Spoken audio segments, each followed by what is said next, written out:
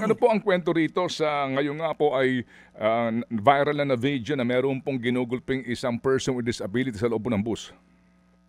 Unang-una, Kuya Ted 'no, nakita ko po, yung video kagabi. Maraming salamat po 'no, at, napadala ninyo nung tanggapan ninyo. Inimbestigahan ho namin agad-agad ito. Hindi katanggap-tanggap yung nangyari 'no, na hindi hindi pupuwedeng payagan lang natin na yung mga kababayan natin kamukha 'tong mga lalong-lalo na 'tong mga may disabilidad, ganyan ang trato at, tinatakot at binubugbog sa mga public transport vehicles. Kaya po, agad-agad po nating inaksiyunan kahapon nung nakuha natin yung balita. Nung June 9 po ito nangyari, nung Lunes, sa loob ng isang bus ng Precious Grace Transport. Isa po itong bus provider ng, ating EDSA Busway Carousel.